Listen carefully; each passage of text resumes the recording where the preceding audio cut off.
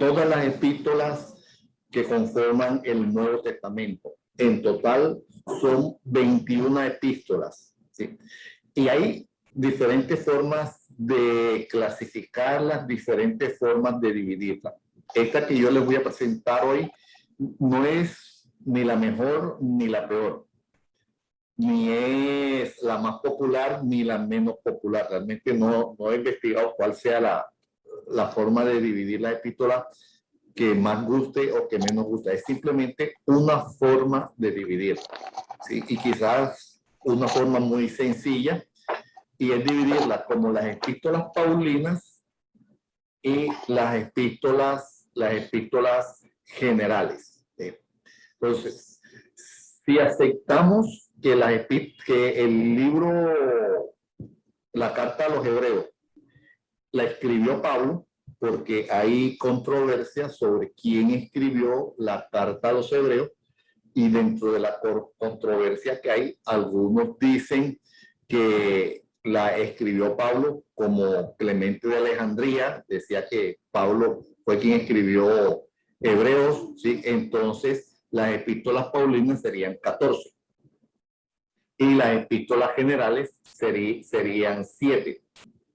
Si aceptamos la postura de que no fue Pablo quien escribió la carta a los hebreos, entonces las epístolas paulinas serían 13 y las epístolas generales serían 8.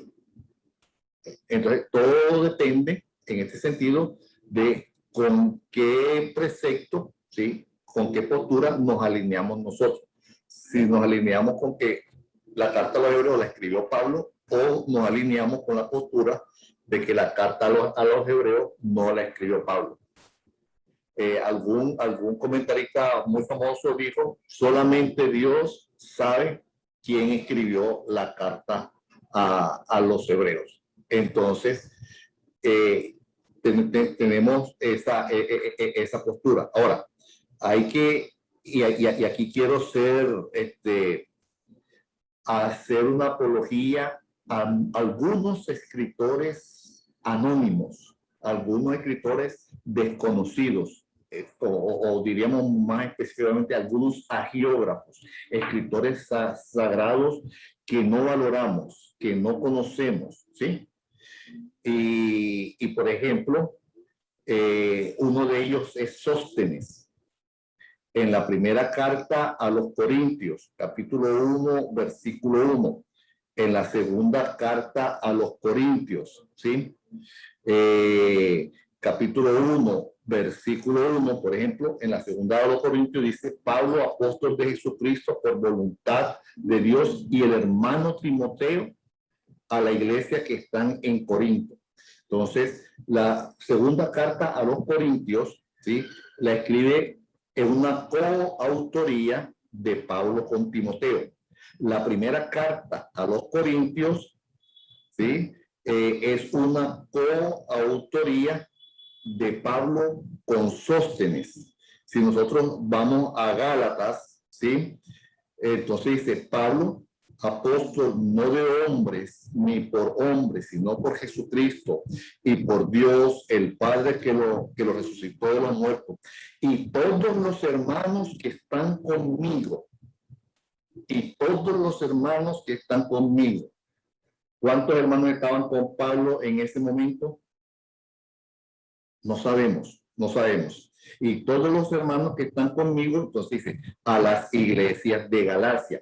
Pablo estaba con un grupo de hermanos no indeterminados en su número y en quiénes eran, y en conjunto ellos escriben la carta a los Gálatas. Si saltamos, y esa es una tarea que quiero dejarle, que leamos cada una de esas cartas, los primeros 2, los primeros 3 versículos de todas estas cartas o todas estas epístolas que llamamos paulinas, y vamos a encontrar que todas ellas, perdón, corrijo, no todas ellas, la gran mayoría de ellas son coautoría de Pablo con otros hermanos, y solo una pequeña minoría, unas pocas, es que son cartas 100% paulinas. ¿sí? En Primera de Tesalonicenses dice Pablo, Silvano y Timoteo. Entonces es coautoría, Primera de Tesalonicenses, de tres, Pablo, Silvano y Timoteo. Y en Segunda de Tesalonicenses vuelve y repite Pablo, Silvano y Timoteo a las iglesias de los tesalonicenses, ¿sí? Y de hecho, cuando nosotros leemos estas cartas, leemos que está escrita en plural, no en singular, ¿sí? ¿Sí? Entonces, es importante entonces que entendamos esto, que estas cartas que llamamos paulinas nos corresponde intelectualmente hablando preguntar en qué parte está el pensamiento de Pablo, solo de Pablo, o en qué parte está el pensamiento de estos hombres que conjuntamente con Pablo escribieron. Entonces, es como para dejarles esa inquietud y ustedes posteriormente en sus casas léanse de cada una de estas cartas, de estas 13 cartas, ¿sí? Los encabezados y vamos a ver qué gran multitud de hermanos escribieron y participaron en las cartas que hoy llamamos paulinas. Las otras 7 o las otras 8 epístolas son las epístolas generales. Y estas, a su vez, se pueden dividir en dos, ¿sí? También es otra forma de dividirlas. Las que están escritas a una comunidad de cristianos, como podría ser el caso de Hebreos en sí, el caso de Santiago, la segunda de Pedro, la primera de Juan, la de Judas, o el caso que están escritas o dirigidas específicamente a una persona. Segunda de Juan o la tercera de Juan. La segunda de Juan genera la duda de quién es la señora elegida. ¿Sí? La señora elegida es una persona o la señora elegida era una congregación, una iglesia, ¿sí? Entonces, esa segunda de Juan tiene la discusión y tiene la duda de que quién era esa señora elegida.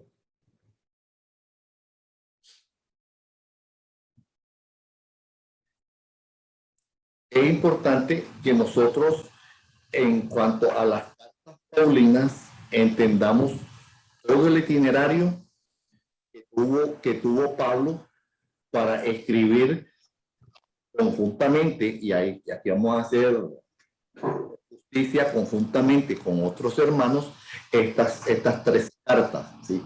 Recordemos que históricamente podemos ubicar la conversión de Pablo entre el año 35 y el año 37 después de Cristo. O sea que Pablo, si aceptamos que Jesús muere en el año 30, ¿sí? Entonces, muere en el año 33, ¿sí?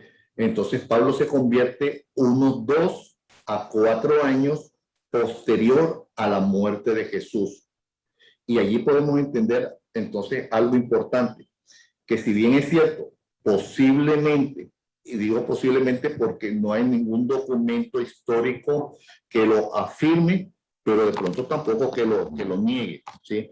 Posiblemente Pablo nunca trató personalmente con Jesús, ¿sí? Indudablemente Pablo tuvo referencia de Jesús. Y conoció de alguna manera el ministerio y el accionar de Jesús, porque en cierta forma no en cierta forma, definitivamente eran contemporáneos. ¿Sí? Pablo se convierte entonces más o menos 35, 37 en el año 40 aproximadamente. Recordemos que estas son fechas aproximadas. Hace su primera visita a Jerusalén. 4 años más tarde inicia su trabajo en Antioquía y en el año 45 al año 49 realiza su primer viaje misionero. Cuando se hace el concilio en Jerusalén, es más o menos el año 50. ¿Sí? Allí llevaría Pablo más o menos unos 15 años de convertido. ¿Sí? Y ese viaje, ese concilio en Jerusalén, más o menos también coincide con el segundo viaje misionero que emprende Pablo, que va más o menos del año 49 al año 53. Pablo llega y vuelve y sale, deja la ropa sucia, recoge la ropa limpia y vuelve y sale a su tercer viaje misionero, que transcurre más o menos entre el año 53 y el año 58. Posteriormente a ese tercer año o a ese tercer viaje misionero es cuando Pablo entonces es hecho prisionero y permanece en Jerusalén y posteriormente en Cesarea de Filipo entre el año 58 o al año 60. O sea, estamos hablando de aproximadamente unos 2 años y de allí viaja a Roma y ese viaje dura todo un año, todo un año. Tiene su primera cautividad entre el año 61 y el año 63. Su segunda cautividad puede ir del año 63 al año 67 y en esa segunda cautividad, siendo emperador Nerón, ¿sí? Es cuando Pablo muere aproximadamente hacia el año 67 o hacia el año 68. Entonces, si sacamos cuenta, el ministerio de Pablo más o menos dura unos 33 años. En 33 años de ministerio, Pablo hizo todo lo que ya nosotros conocemos que él hizo, escribió todo lo que ya nosotros conocemos que escribió, predicó y enseñó todo lo que ya nosotros conocemos que enseñó. Y de hecho eso nos reta a preguntarnos, hey, ¿cuántos años llevo en el Evangelio y qué he hecho? ¿Sí? Es una pregunta para hacerla a título personal y para responderla para nosotros mismos en nuestro corazón y delante del Señor. ¿Qué he hecho?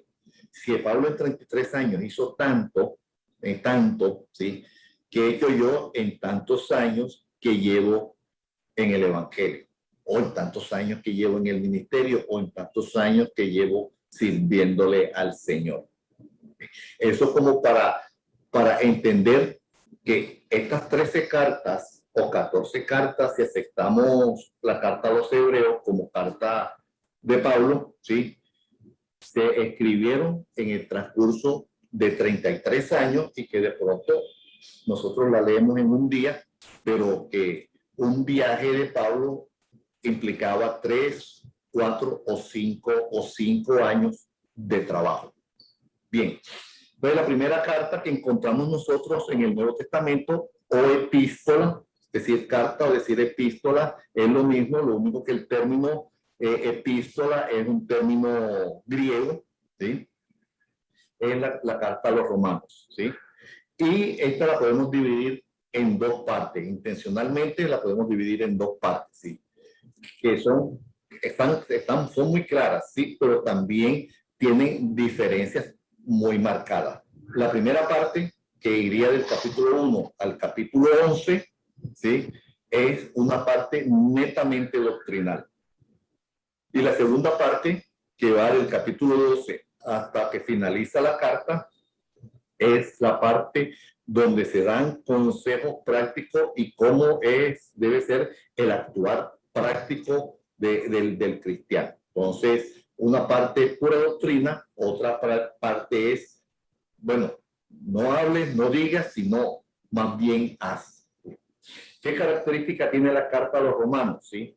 Que es el escrito más sistemático que Pablo realiza. ¿Sí? Va en el orden en que lo realiza. Ahora, si nosotros analizamos con quién escribe Pablo, podríamos entender esto. Porque Pablo escribe con Sóstenes. Ahora, ¿quién era Sóstenes? Era un principal de la iglesia en Corinto. No era cualquier persona. Era un hombre entrenado, capacitado e enseñado en las escrituras, un hombre con ese conocimiento estructurado, y seguramente con Pablo, que también era otra persona del mismo talante intelectual, ¿sí? Entonces hacen una buena llave, una buena combinación, ¿sí? Y entonces ese escrito es un escrito muy sistemático donde los temas van en un orden especial, y contiene una cuidadosa declaración de lo que Pablo llama mi evangelio, que está en el capítulo 16, versículo 25. ¿Sí? Entonces, allí, entre las cosas que podríamos resaltar de la carta a los romanos, es esa exposición, esa enseñanza de la doctrina de la salvación, que es muy especial y muy profunda en la carta a los romanos. ¿Sí? Al igual que el Evangelio de Lucas, entonces esta carta está dirigida a los griegos, ¿sí?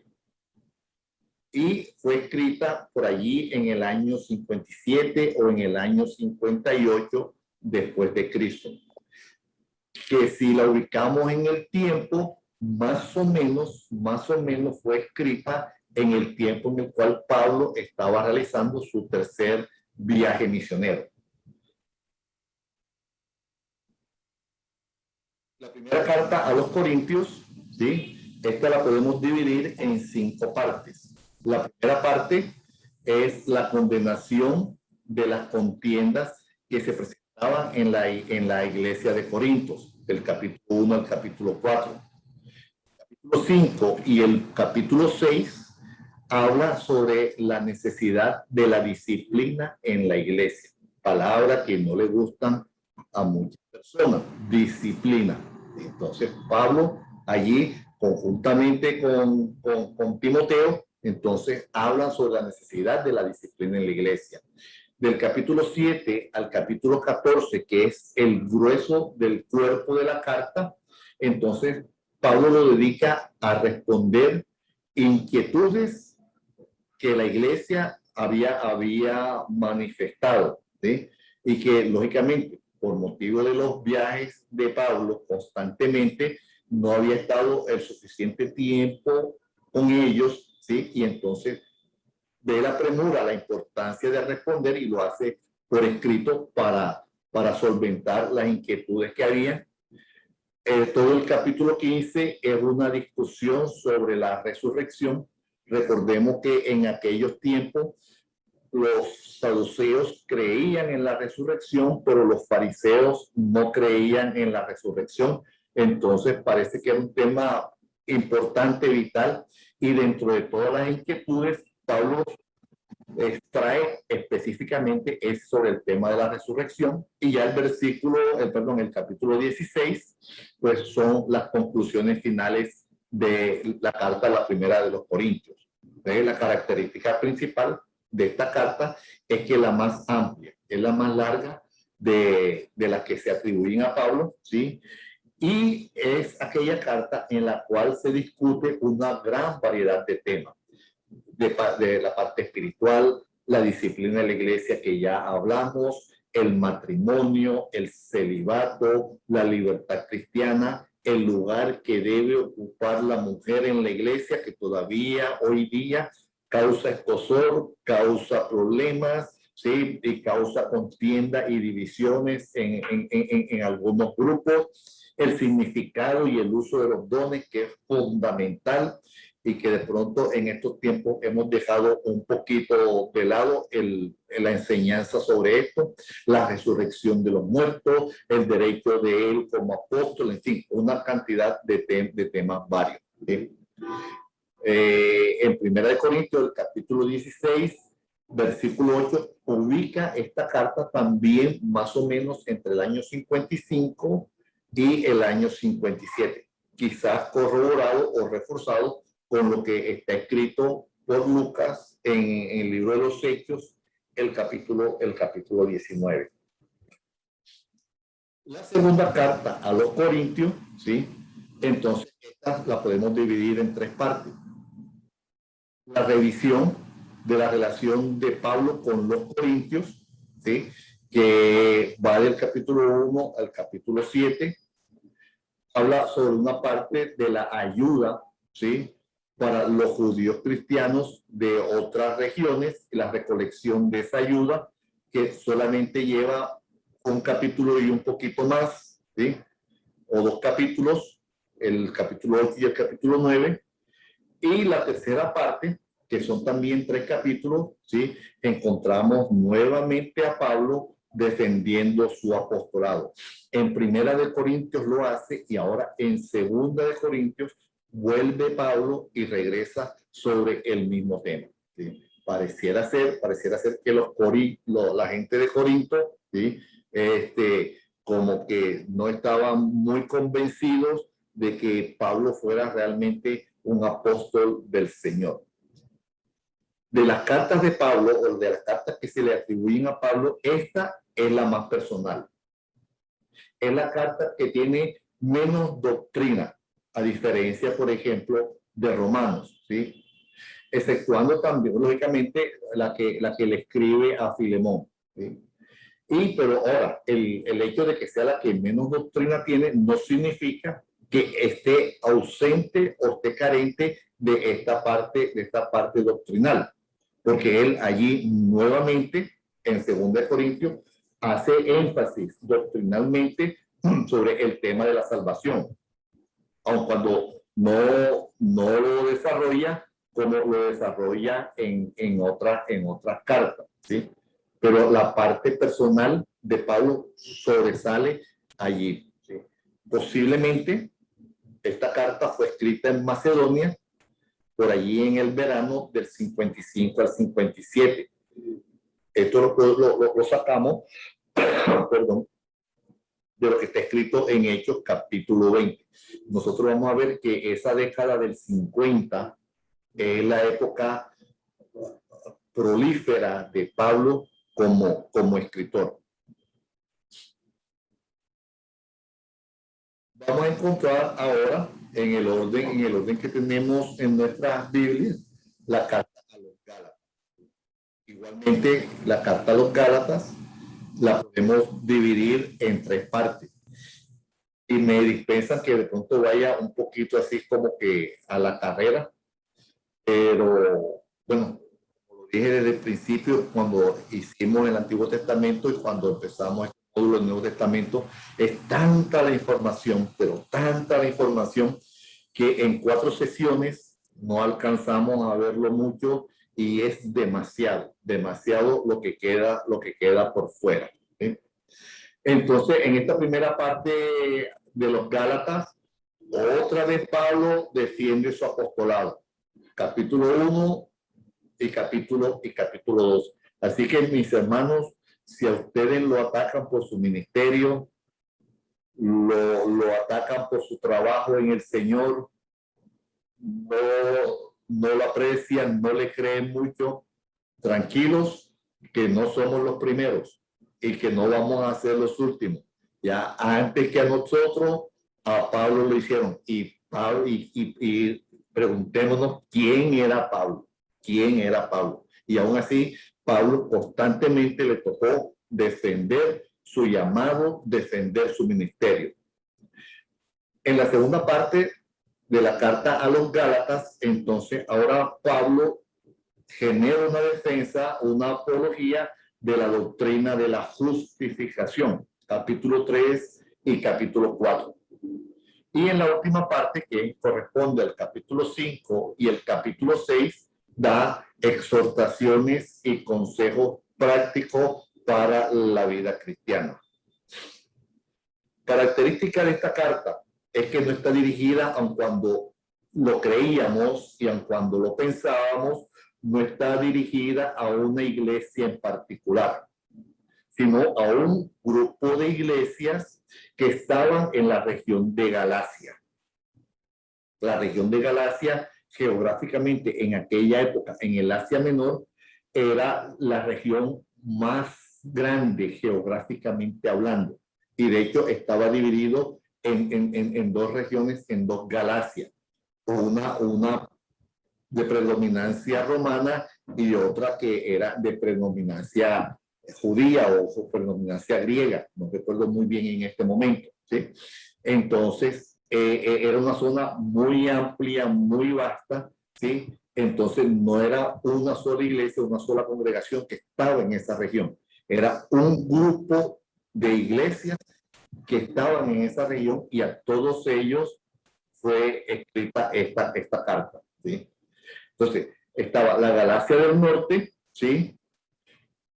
Y que correspondía desde Éfeso a Corinto, y estaba la Galacia del Sur, que cogía desde parte de Corinto, la otra parte de Corinto, o Antioquía. Entonces, era una región bastante amplia, bastante extensa, y Pablo escribe a ellos.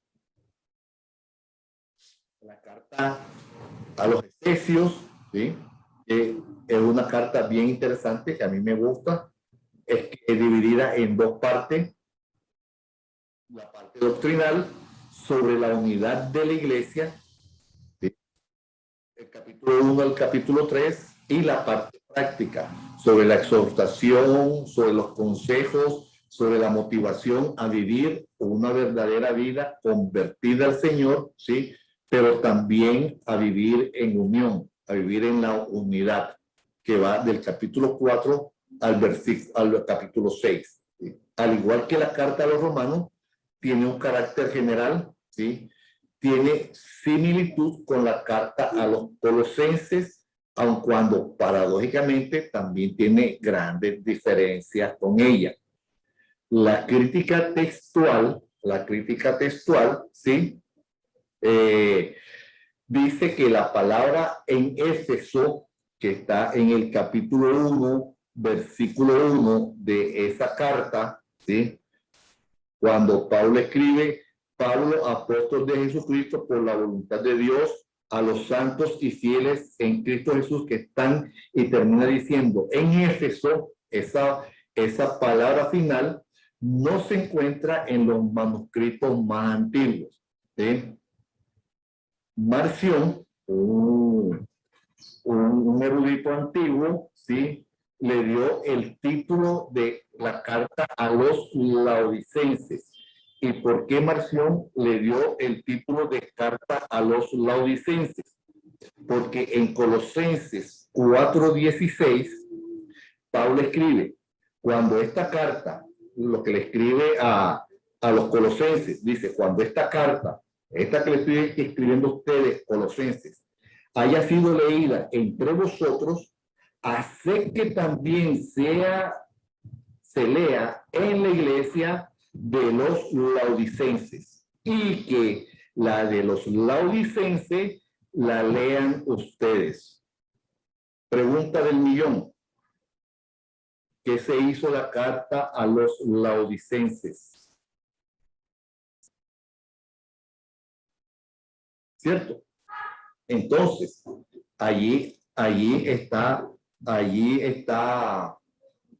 las apuestas sobre qué se hizo la carta que el mismo Pablo dice que él le escribió a los laodicenses. ¿Sí? Algunos entonces dicen que no fue la de Éfeso, sino que fue la carta de los laodicenses. ¿Sí? Entonces, aún no sabemos. No hay forma de decir lo uno o de decir lo otro. En cuanto al lugar y tiempo, del capítulo 3, versículo 1 al capítulo 4, versículo 1, entonces Pablo habla de estar prisionero cuando escribe esta carta. ¿Sí? Ahora, por la mención que hace de Tíquico en el capítulo 6, versículo 21, y comparándolo entonces con la de los colosenses, que está en el capítulo 4, versículo 7, nosotros podemos inferir, ¿sí?, que la carta está a los Efesios, perdón, y la carta que se escribe a los colosenses, Pablo las escribe al mismo tiempo, casi que simultáneamente, ¿sí? Y entonces hay dos versiones encontradas, si esta carta fue escrita en su cautiverio en Cesarea o fue escrita en su cautiverio en Roma, ¿sí? y se establece que entonces debió haber sido escrita entre el año 58 y el año 63. La carta a los filipenses, que la dividimos en 5 partes. En la primera parte, Pablo hace un informe sobre su condición, que le encontramos a lo largo de todo el capítulo primero. Y del versículo 27 al capítulo 2, versículo 18, entonces Pablo nuevamente anima, nuevamente exhorta, ¿sí? Y hace un llamado a tener intimidad con el Señor. Del versículo 19 del capítulo 2 hasta que se termina ese capítulo, entonces Pablo rinde un informe sobre los esfuerzos, ¿sí? O sobre sus esfuerzos más bien, ¿sí? En defensa de los filipenses, en defensa de ellos.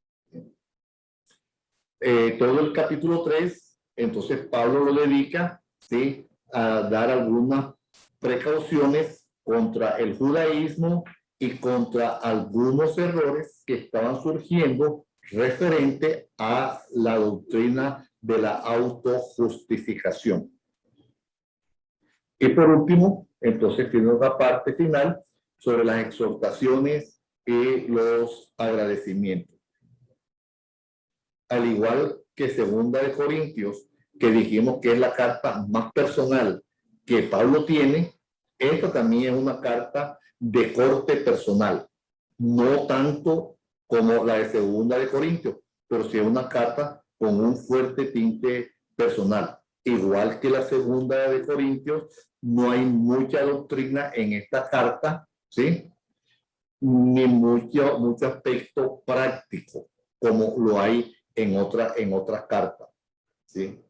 No es una carta que enfrente alguna controversia o que enfrente alguna polémica directa, como sí lo es la primera carta que le escribe a los Corintios.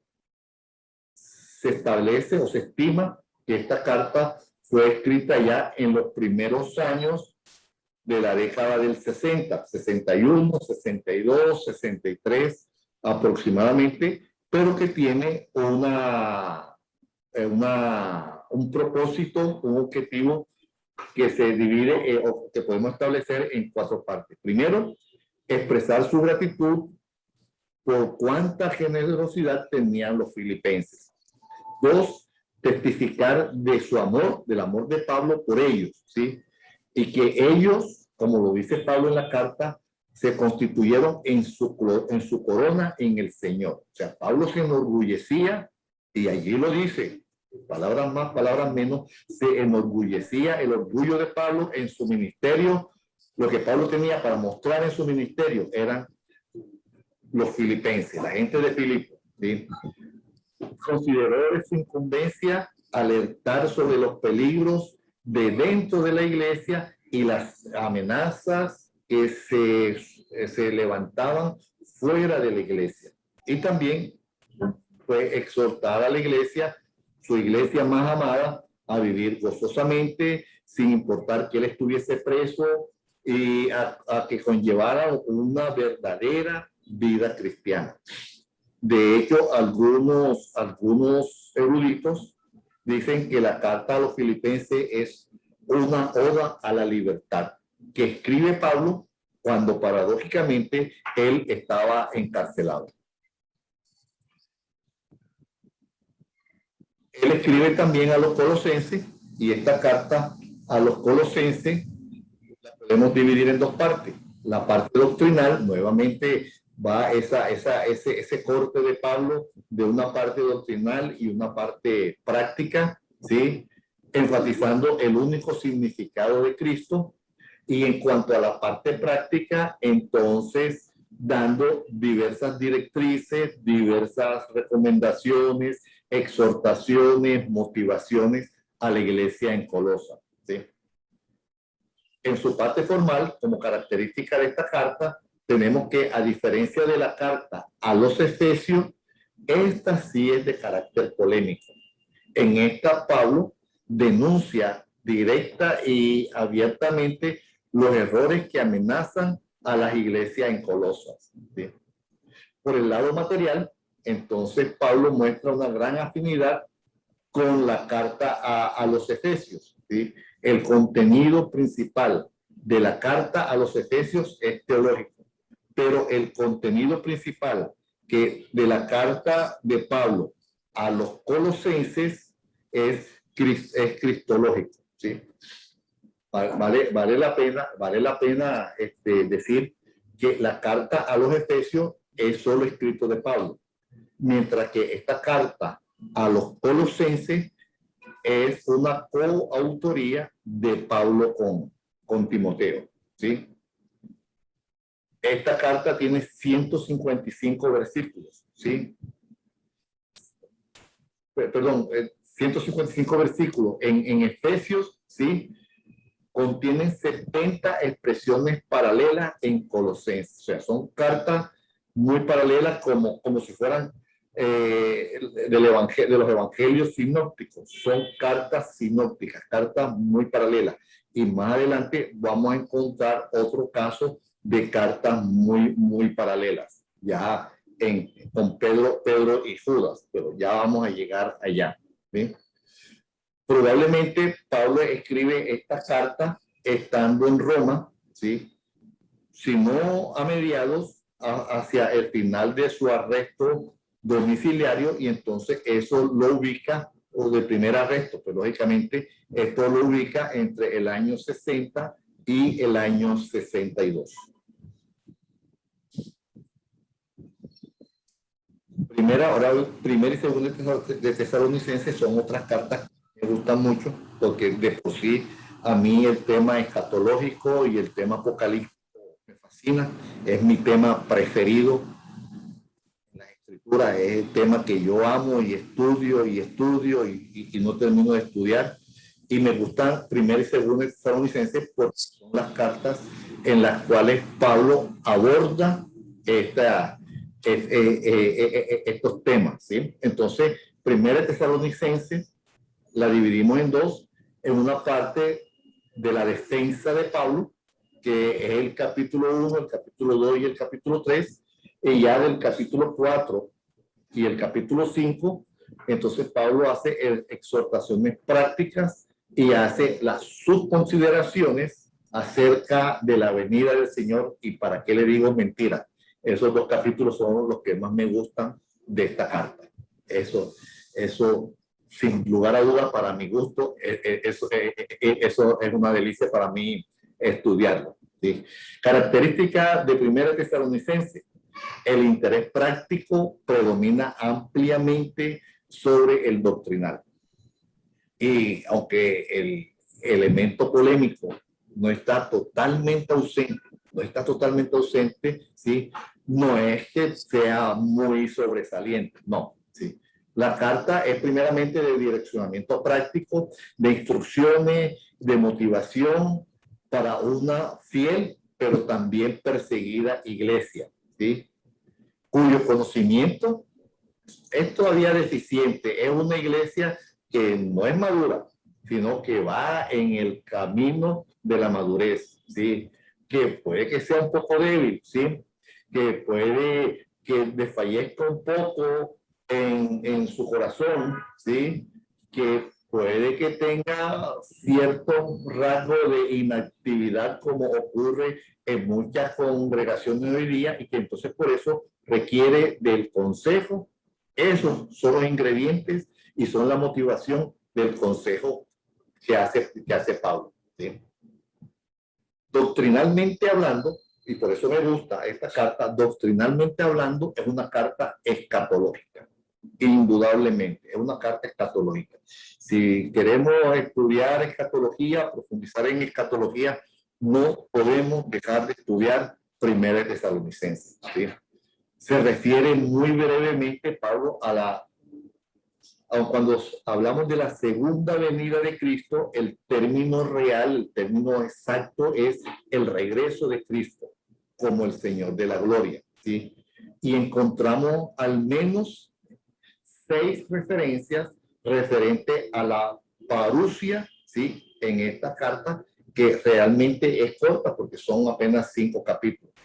En el capítulo 1, versículo 10, en el 2, 19, en el 3, 13, en el 4, 13 al 18, en el capítulo 5, del 1 al 11, y en el versículo 23 de este mismo 5º capítulo. ¿Sí? Como dato curioso, esta carta nunca recurre al Antiguo Testamento como una autoridad y no cita sus versículos, no cita el Antiguo Testamento. Sin embargo, en el capítulo 2, versículo 15, encontramos una referencia a su historia y probablemente reminiscencia de su lenguaje en el capítulo 2, versículo 16, en el capítulo 4, versículos 5, 6, 8 y 9, y en el capítulo 5, versículo 8. Muestra alguna similitud en su lenguaje también con Esdras, capítulo 5, versículo 42, el segundo capítulo de primera de Tesalonicenses, pero en un pensamiento, en un sentido totalmente diferente. Quizás de pronto aquí un poquito a Pablo se le salió los rabínicos, ¿sí? Es muy paulina esta carta de primera de Tesalonicenses, ¿sí? Aunque también debemos considerar, cuando decimos que es profundamente paulina, que esta carta la escribe Pablo en compañía de Silvano y Timoteo.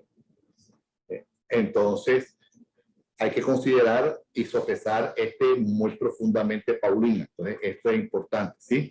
Contiene frases y expresiones que son paralelas con otras cartas de Pablo.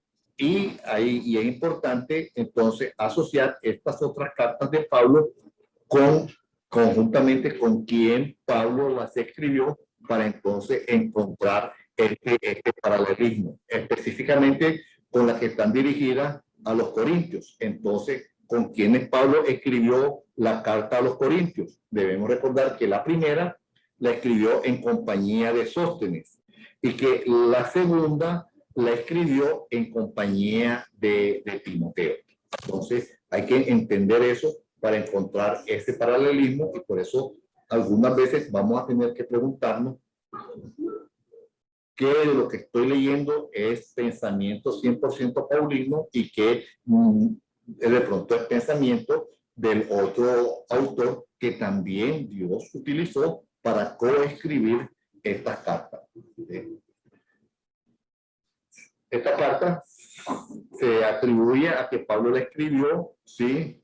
Estando en Corinto, ¿sí? Y de acuerdo a lo que está escrito en Primera de Corintios, capítulo 3, versículos 1 y 6, y lo que está escrito en Hechos, en el capítulo 18, versículos 5 y 11, alrededor del año 51. Eso lo establecería como una de las primeras cartas que Pablo escribe.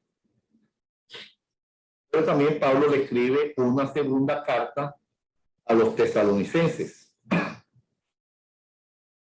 igual en compañía de Silvano y Timoteo. ¿Sí? Tiene una introducción en el capítulo 1, tiene otra introducción referente a la parusia en el capítulo 2 y tiene una parte de exhortación práctica en el capítulo 3. Así que si la primera de Tesalonicenses era corta, esta todavía es mucho más breve, ¿sí? Encontramos entonces en esta carta, ¿sí? Que también es de corte escatológico, ¿sí?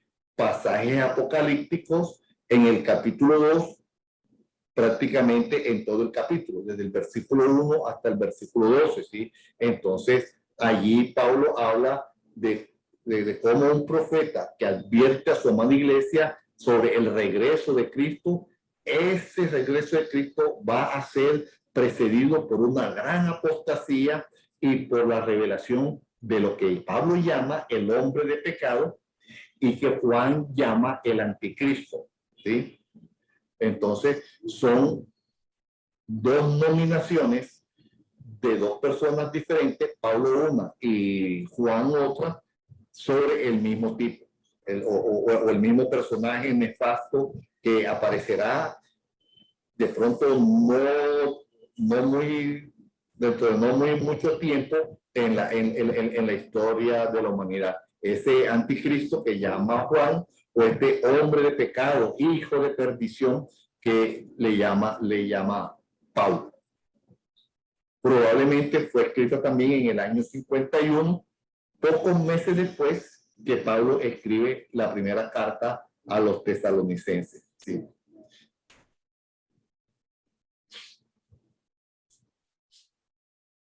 Con Timoteo encontramos la primera de lo que algunas personas llaman las cartas pastorales. ¿Sí? Las cartas pastorales. Entonces, que ya son cartas que Pablo escribe directamente a una persona, ¿sí? A fin de dar alguna serie de instrucciones, alguna serie de consejos, alguna serie de recomendaciones, etcétera. Entonces, es una carta paulina, digamos, subdividida o subclasificada como una carta pastoral, así que es posible que encontremos ese término en algunos libros de teología, y es válido también, no riñe con lo que estamos comentando, ¿sí? Igual, esta primera carta a Timoteo la dividimos en 4 partes: la introducción, que abarca todo el capítulo primero, unas recomendaciones generales para la vida de la iglesia, ¿sí? Que abarcan el capítulo 2 al capítulo 4 hasta el versículo 5. Después da unas recomendaciones personales, ya no para la iglesia, estas son recomendaciones personales para Timoteo, que van del capítulo 4, versículo 6, hasta el capítulo 6, versículo 2. Y al final, del versículo 3 en adelante, que termina la carta, entonces Pablo da una serie de recomendaciones. La carta no tiene la intención de ser doctrinal, sino más bien de ser algo práctico en consejos que Pablo da, por un lado a la iglesia y por otro lado al propio Timoteo, y en la cual Pablo hace un énfasis sobre cómo se debe organizar la iglesia. Y aquí Pablo, ¿sí? Digamos, profundiza y se explaya más que en ninguna otra carta. ¿Sí? La carta muestra que Pablo salió de Éfeso hacia Mesopotamia en el capítulo 1, versículo 3, con el objetivo de regresar prontamente, ¿sí? Esto hace suponer que fue escrita en algún lugar de Macedonia. El lugar exacto no lo podemos ubicar, pero sí fue en la región de Macedonia, ¿sí? Lo podemos determinar. ¿Por qué? Porque preguntándonos cuándo Pablo salió de Éfeso hacia Macedonia, dejando en Éfeso a Timoteo, ¿sí? No fue durante el primer viaje misionero, como está en Hechos 18:20, ¿sí? Porque vivió en Jerusalén. Tampoco fue en su tercer viaje misionero, ¿sí? Después de vivir durante 3 años en Éfeso. Entonces, allí tenemos una serie de pistas, ¿sí? Y por eso se estima que la carta fue escrita entre el primer y el segundo periodo de la prisión de Pablo, ¿sí? Después de su viaje a Roma, ¿sí? Por lo cual entonces se va a fechar entre el año 65 y el año 66. Ya quizás es de las últimas cartas que Pablo escribe, porque indudablemente, la última carta que Pablo escribe es la segunda carta que le escribe a Timoteo. Es la segunda carta. Y esta es una carta que aquel que se encuentre perseguido, aquel que se encuentre en problemas, aquel que se encuentra sin salida, se la recomiendo que la lea, porque es una carta tremendamente motivadora. Y es una carta en la cual mi admiración profunda por Pablo, ¿sí? Y por cualquier persona que, sabiendo que sus días están contados, mantiene una actitud positiva, una actitud de trabajo, una actitud de no me rindo, una actitud de que sigo adelante, así sepa o así sea que yo me muera mañana. Entonces es una carta tremendamente importante. ¿Sí?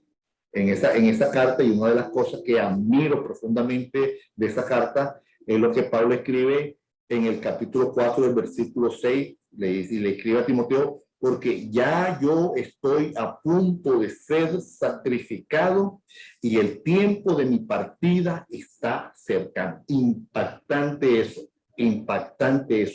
que alguien que sabe que ya está a punto de ser sacrificado, de morir en el martirio, conserva esa actitud y esa disposición y que prefiere quedarse solo a fin de que otros vayan a predicar el evangelio.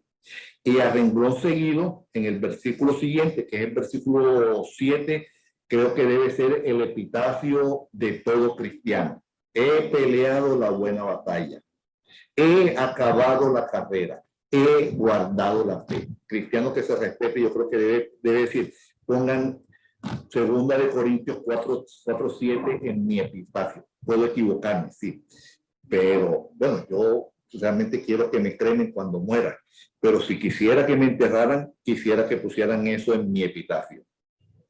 Entonces, esta epístola la dividimos en 3 partes. Consideraciones para robustecer el coraje de Timoteo. No estoy deprimido, al contrario, quiero motivarte a que tú seas mejor. Exhortaciones relacionadas principalmente con la enseñanza de Timoteo y alguna, ya la parte final, algunas reminiscencias personales que hace Pablo. ¿Sí? Es la más personal de este grupo de cartas que nosotros, o de este subgrupo de cartas que nosotros llamamos cartas pastorales, ¿sí? Doctrinalmente, si nosotros la miramos doctrinalmente, igual que la anterior, de pronto no tiene mucha sustancia, no tiene mucha carne, no tiene mucha cosa que sacar, pero es fuertemente inspiradora, tremendamente inspiradora, ¿sí? Ya lo dijimos, es la última carta, indudablemente, que Pablo escribe, ¿sí? Y por lo que leímos en 2 Timoteo 4:6, Pablo está absolutamente consciente de que sus días están contados. Sus días están contados. Él no dice, me queda una semana, me queda un mes o me quedan 3 meses, pero ya él sabe que el decreto de su ejecución fue dado. ¿Sí? En el capítulo 1, versículo 17, muestra evidentemente que escribe durante su cautiverio en Roma y en otras partes de la carta, pues también lo dice. Es un tratado que es tratado como un malhechor, así como en algún tiempo de su cautiverio gozó de mucha libertad, pero ya en esta última fase de su cautiverio es maltratado, realmente es maltratado, sí. Es una persona sola, es una persona con poco apoyo humano, ¿sí? Pero aún así, a pesar de tener poco apoyo humano, no buscó más apoyo, sino que los poquitos que podían estar con él, él los envió a hacer la obra del evangelio, a llevar el evangelio. Probablemente si alguna carta admiro de todas las del Nuevo Testamento, según de Timoteo, se lleva el premio. Otra carta pastoral es la carta que Pablo le escribe a Tito, ¿sí? Y que podemos dividir en 3 partes. Las instrucciones que dan referente a cómo se debe hacer el nombramiento de los ministros en la iglesia, directrices para las enseñanzas y en el último capítulo, ya los últimos versículos, ¿sí? Algunos pormenores personales. Indudablemente, cuando uno lee las cartas a Timoteo y la carta a Tito y otras cartas de Pablo de cómo se refiere a Timoteo, indudablemente las cartas a Timoteo tienen mucho más componente personal que la carta a Tito y se ve muy claramente la unión, la sincronía que tenía Pablo con Timoteo, y cuando también tenía sincronía con Tito, no en la misma profundidad, del mismo talante que con Timoteo. ¿Sí?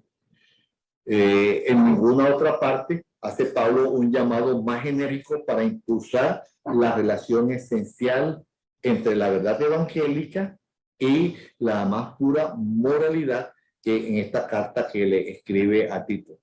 En muchas maneras, sí, es similar con Primera Timoteo, sí, por lo cual hace pensar que fueron escritas al mismo tiempo, porque entre otras cosas da consejos a Tito muy similares a los consejos que da a Timoteo en la primera carta que le escribe a Timoteo, ¿sí? Es probable que Pablo escribiera esta carta en una ciudad llamada Nicópolis, ¿sí? O desde algún lugar de Macedonia entre el año 62 y el año 66. Ya también entonces esta carta tipo hace parte ya de las últimas cartas que Pablo escribe. Otra de las cartas pastorales, indudablemente, es la carta que le escribe a Filemón, que la dividimos en tres partes. Muy sencilla, esta carta se hace a Filemón en un solo capítulo, del versículo 1 al versículo 7, hace podríamos decir, corta introducción del capítulo, del versículo 8 al versículo 25, le hace una petición referente específicamente a Onésimo, aquel que fue esclavo de Filemón, y que de pronto en un momento no le fue de utilidad a Filemón, ¿sí? Como tratando de decir, Pablo, porque huyó de ti, ¿sí? Pero que ahora sí te puede ser de mucha utilidad. Y del versículo 22 al versículo 25, pues las conclusiones que hace Pablo dirigidos a Filemón, ¿sí? Está entonces, ya sabemos que muy relacionada, ¿sí? Con la enviada a la carta a los Colosenses, ¿sí? Porque fue, entre otras cosas, escrita en un tiempo similar o en el mismo tiempo, y se caracteriza por la delicadeza, por la gratitud que expresa Pablo, ¿sí? Y muestra entonces una gran cortesía cristiana, importante, impresionante, ¿sí? Porque entonces esa cortesía que expresa Pablo con Filemón, ¿sí? Lleva digamos, a retitular esta carta como la carta de la profecía, de la cortesía.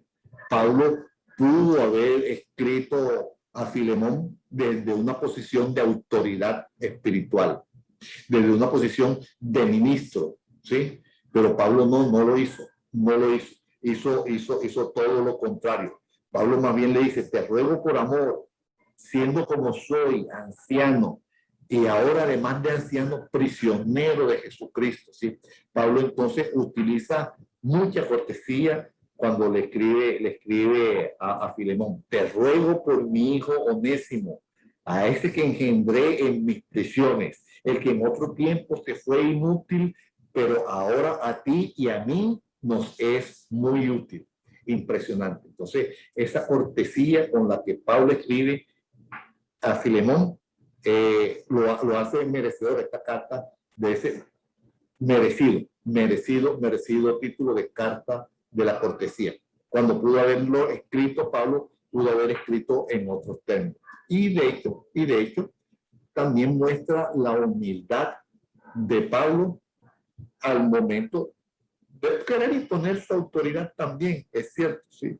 Porque pues, Pablo le dice, si el algo te defraudó, cárgalo a mi cuenta, que yo estoy preso y todo lo demás, pero yo pago esa deuda.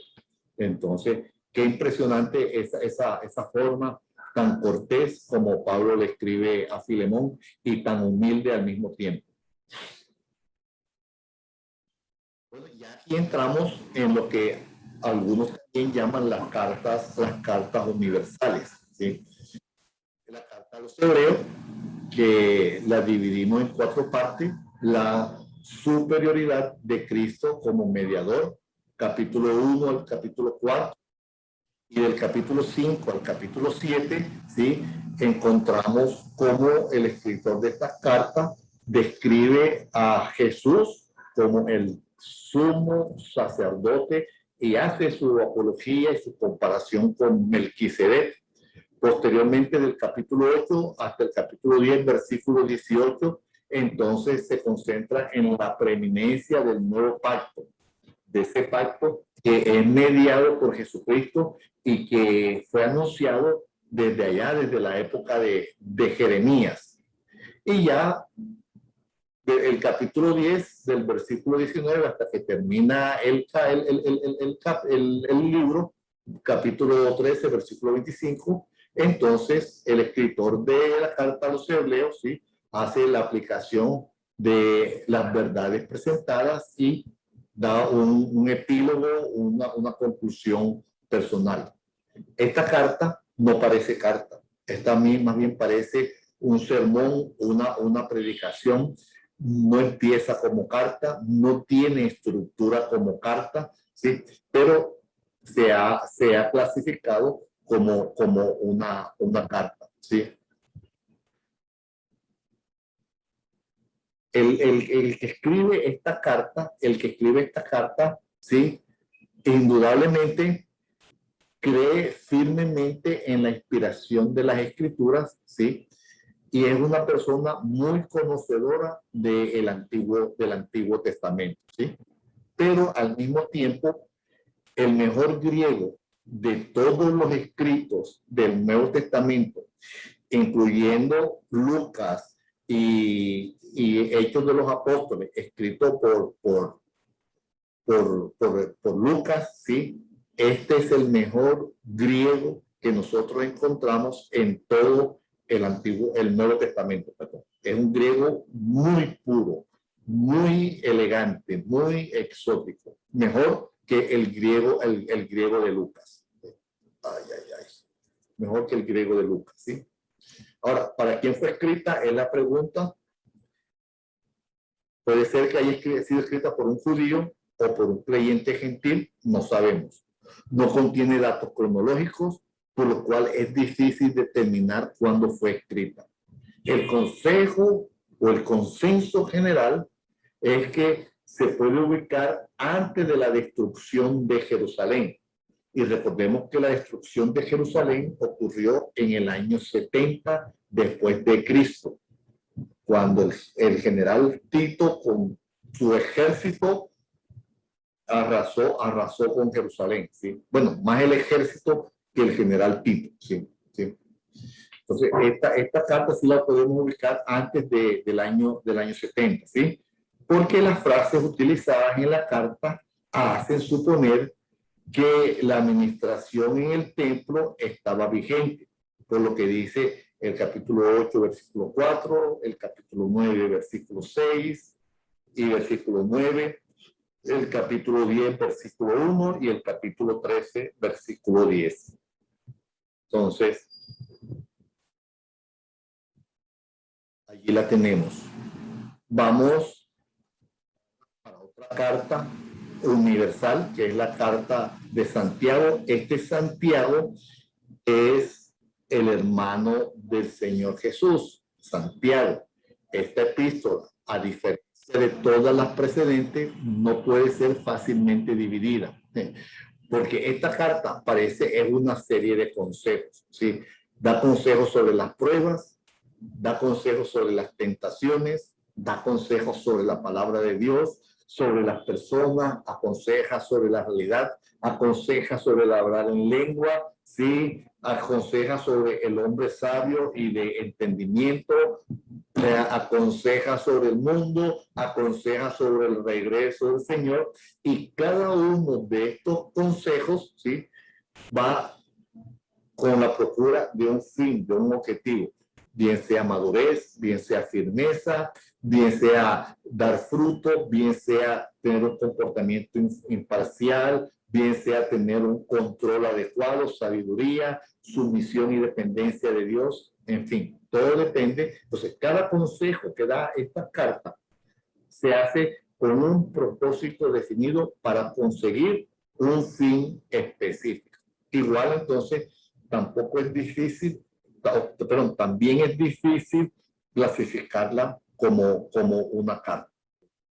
¿Qué característica tiene? Entonces, lo que decíamos, no es una carta propiamente dicha, ¿sí? No encontramos bendiciones al inicio, no encontramos saludos ni agradecimientos al final, ¿sí? Su contenido es más ético, ¿sí? Que doctrinal. No se discuten verdades de la redención, no se discuten enseñanzas cristológicas, sino que da preceptos y consejos morales. El énfasis de la carta no está en la fe, sino en el trabajo de la ley, ¿sí? En la cual es el escritor no desde un aspecto ceremonial, sino desde un aspecto y desde un significado moral, ¿sí? Entonces, esta carta, algunos eruditos la llaman la epístola de la ley real, ¿sí? Y fue escrita en un excepcionalmente buen griego, pero con mucho tinte helenístico, ¿sí? Indudablemente se establece que esta carta fue escrita en Jerusalén, ¿sí? Y se cree que esta epístola fue probablemente la primera que fue divinamente inspirada. O sea, de todos los escritos del Nuevo Testamento, este fue el primero. Lo ubica más o menos en los años tempranos o a mediados de la cuarta década después de Cristo, o sea, sobre los años 40 después de Cristo. Estaríamos entonces, la muerte y resurrección de Jesús estaba muy reciente cuando se escribe esta carta de Santiago o la carta de Jacobo. Igual dentro de estas cartas universales, ¿sí? Tenemos las cartas que escribe Pedro, ¿sí? Y la primera carta que escribe Pedro la dividimos en 4 también. Parte del primer capítulo, ¿sí? Es la introducción. En la segunda parte del primer capítulo y el capítulo 2 hasta el versículo 10 encontramos exhortaciones generales a una digna conversión cristiana. Del capítulo 2:11 al capítulo 4:6 encontramos una parte sobre consejos, exhortaciones particulares para una relación en la vida, y la última parte del capítulo 4, versículo 7 en adelante hasta que termina la carta son instrucciones para las necesidades de aquellos que leamos esta carta. Características de primera de Pedro, ¿sí? Aun cuando encontramos algunas declaraciones doctrinales, su principal enfoque no es teórico, sino que es práctico. No es doctrinal, es ético. En ese sentido, tiene algún parecido con Santiago, ¿sí? Se ha estipulado que mientras Pablo presentaba la fe, mientras Juan enfatizaba el amor, Pedro enfatizaba y representaba la esperanza. Comparativamente hablando, contiene más citas del Antiguo Testamento que cualquier otro tema o cualquier otra carta o cualquier otro escrito del Nuevo Testamento. Todas estas citas que encontramos en Primera de Pedro son extraídas del Antiguo Testamento. Tiene similitudes con Romanos, tiene similitudes con la carta a los Efesios, tiene similitudes con la carta de Santiago, lo cual puede sugerir una interdependencia, ¿sí? Podemos comparar 2:5, Primera de Pedro 2:5 con Romanos 12:1, ¿sí? Podemos comparar Primera de Pedro 1:4 con Romanos 12:2. Podemos comparar Primera de Pedro 4:10 con Romanos 12:3-8 y así sucesivamente, ¿sí? Lo podemos comparar con la carta que se escribe a los Efesios, la podemos comparar con la carta que escribió Santiago, ¿sí? Entonces, esta carta de Pedro, ¿sí? Tiene mucho en común con estas otras cartas, ¿sí? Tenemos 2 hipótesis, ¿sí? Que son las que más se aceptan sobre el lugar en el cual fue escrita esta primera carta de Pedro. Hay una hipótesis que dice que fue escrita en Babilonia y que fue enviada a través del río Éufrates. Y la segunda hipótesis dice que fue escrita en Roma, ¿sí? Y que entonces fue escrita más o menos en el año 64 o en el año 65. Bien haya sido en Roma o bien haya sido escrita en Babilonia. En la segunda carta que Pablo escribe, ¿sí? Entonces esta la podemos dividir en dos partes y con relación a la primera es una carta mucho más corta, ¿sí? Habla sobre la importancia del conocimiento cristiano en su primera parte y en su segunda parte habla sobre las precauciones contra los falsos maestros. Características de segunda de Pedro, ¿sí? Y es que segunda de Pedro tiene similitud con el libro de Judas y especialmente con Judas capítulo 4 versículo 18. ¿Sí? Esa parte ha levantado muchas preguntas. ¿Quién se copió de quién? Algunos pasajes en Pedro pueden ser totalmente entendidos a la luz de lo que Judas escribe. Y allí nuevamente podemos comparar todo capítulo 2, versículo 4, con Judas 6, ¿sí? Capítulo 2, versículo 11, lo podemos comparar con Judas 9, segunda de Pedro 3, 2, la podemos comparar con el versículo 17 de Judas. Entonces, allí hay también muchas similitudes, ¿sí? Primera de Pedro, podemos decir que tiene su corte escatológico, pero segunda de Pedro tiene un corte apologético. Esta, dentro del canon cristiano, ¿sí? Es la carta, digamos, que tuvo que sufrir más, si podemos utilizar esa expresión, y ustedes me lo permiten, ¿sí? Para ser aceptada dentro del canon bíblico, ¿sí? Se establece y se presupone que esta carta fue escrita en el año 66 o en el año 67 de nuestra era. Y ahora entramos a las cartas escritas por Juan. Primera, segunda y tercera de Juan, ¿sí? Que también es difícil de esquematizar, ¿sí? Y satisfactoriamente, ¿sí? Tiene característica importante esta primera carta de Juan y es la afinidad que hay entre esta carta y el Evangelio. ¿Sí? Naturalmente, la atención, eso es importante. Ambas son muy similares en la concepción de la verdad, en la forma de representar las cosas y también en su estilo y en su expresión. ¿Sí? Poniendo los versículos uno al lado del otro en estos libros, ellos son mutuamente explicativos y es lo que ustedes van a encontrar en la parte inferior en esa tabla. Como los pasajes en Primera de Juan se relacionan con los pasajes del Evangelio de Juan. Trata entonces sobre la vida eterna, pero sin embargo el tema de esta carta no es la vida eterna, sino la comunión con Dios. La comunión con Dios, que es la esencia de la vida, como lo dice en el capítulo 1, versículo 2 al 4. ¿Sí?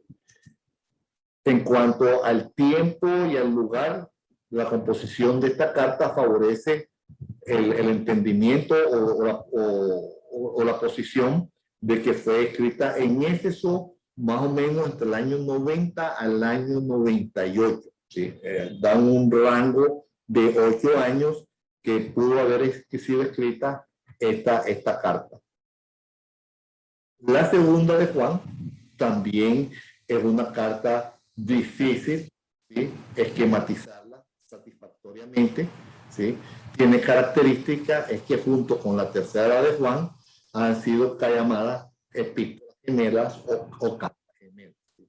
Muestra cercana afinidad con primera de Juan y también ha sido difícil determinar si escribió a una mujer, lo que habíamos dicho anteriormente, o escribió a una congregación que él personificó en una mujer. ¿Sí? También se considera que fue escrita en la década de los 90, entre el 90 y el 98. La tercera carta de Juan también se encuentra ubicada, escrita en ese transcurso de esos 8 años. Juan, según los eruditos, en esos 8 años escribe estas 3 cartas. Tiene características similares con la primera y la segunda, en que también es difícil esquematizar satisfactoriamente, ¿sí? Probablemente esta carta, la tercera de Juan, es la carta más personal en el Antiguo Testamento. Así como Pablo tenía su carta personal, si evaluamos todas las cartas, tercera de Juan la sobrepasa por mucho en ser la carta más personal en todo el Nuevo Testamento. ¿Sí? Destaca la importancia del amor y definitivamente Juan es el escritor del amor. ¿Sí? Entonces, ahí no hay nada que hacer con Juan. Juan era el hombre que escribía y ponía ante todo el amor por encima de todas las cosas. Casi terminando, entonces tenemos la carta de Judas, también hermano Judas, el hermano del Señor, ¿sí? No Judas Tadeo y mucho menos Judas Iscariote, porque ya ese se había ahorcado, ¿sí? Igual que las cartas de Pedro, que las cartas de Juan, complicadas para esquematizarlas satisfactoriamente, con algunas similitudes, como ya lo dijimos, con segunda de Pedro, ¿sí? Es la única carta que hace referencia a libros apócrifos, como es el caso del libro de Enoch, ¿sí? Escribe en un estilo vigoroso, en un tono de autoridad que no se puede cuestionar. Entonces es importante esta referencia que hace Judas a los libros apócrifos, porque paradójicamente, en las escrituras encontramos referencias a libros apócrifos, pero nunca referencias a libros deuterocanónicos. Y ese es un punto importante cuando entramos en debate con cristianos católicos que estén más o menos bien cimentados escrituralmente. Jesús ni los apóstoles nunca citaron libros ni escritos deuterocanónicos, que son los que ellos aceptan dentro de sus Biblias. Ellos citaron y aceptaron, bueno, no aceptaron, perdón, citaron libros apócrifos, ¿sí? Y en el Antiguo Testamento encontramos citas a libros apócrifos, no a libros deuterocanónicos. Y esto es fundamental, porque el entender esto de inmediato le quita autoridad a los libros deuterocanónicos que están en las Biblias católicas. Y por último, el siempre complicado de entender y de estudiar Apocalipsis, ¿sí? Después de una introducción y de una bendición apostólica, el libro tiene la secuencia importante de la numerología hebrea, contiene 7 visiones o series de visiones extendidas del capítulo 1 hasta el capítulo 22, seguida por una conclusión que va en el capítulo 22 del versículo 8 hasta el versículo 21. Tiene una primera visión de Jesús glorificado, tiene una segunda visión de Dios que se presenta como el director del destino del mundo, tiene una tercera visión que muestra 7 ángeles con 7 trompetas, tiene una cuarta visión que describe el conflicto del mundo con la iglesia de Dios, tiene una quinta visión que muestra 7 ángeles con 7 copas de la ira de Dios, tiene una sexta visión en la cual revela la Babilonia, la gran ramera, y en la séptima visión describe la iglesia ideal, la nueva Jerusalén. Entonces fíjense que el número 7, ese número tan importante en la numerología hebrea y en la numerología judía, lo encontramos en el Apocalipsis, los 7 sellos, las 7 trompetas, las 7 copas, ¿sí? Encontramos esto muy importante. Es el único libro que se considera profético del Nuevo Testamento. Profético en su integridad. En los otros libros del Nuevo Testamento y en las cartas del Nuevo Testamento encontramos partes proféticas, sí, encontramos partes escatológicas, sí, encontramos partes apocalípticas, sí, pero no en su gran mayoría, sino como temas doctrinales. Pero aquí todo el libro, la integridad del libro es profético, ¿sí? Tiene un simbolismo supremamente rico y al cual hay que saber enfrentarse para no hacer malas interpretaciones de ese simbolismo. Porque si nosotros tratamos de interpretar aquella bestia, ¿sí? O aquellas bestias, aquellas dos bestias que aparecen en Apocalipsis capítulo 13, ¿sí? La que era semejante a un leopardo, con pies de oso, con boca de león, y lo tratamos de entender literalmente, no vamos a poder llegar a ninguna parte. Entonces, este simbolismo intrincado que tiene Apocalipsis hay que saberlo manejar. Y lógicamente, entonces, su lenguaje es absolutamente diferente del lenguaje de los demás libros, de las demás cartas del Nuevo Testamento. De hecho, es una delicia, créanme, leer el Apocalipsis.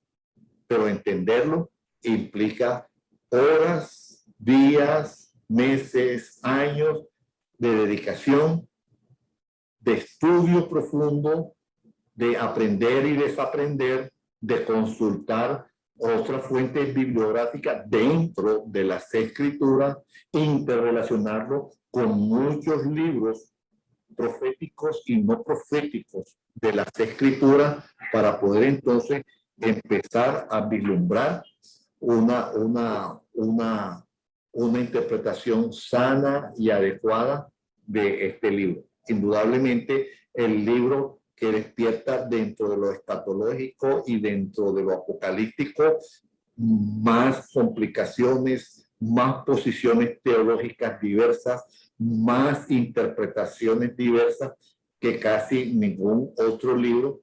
Yo diría que del total de los 66 libros de la Escritura.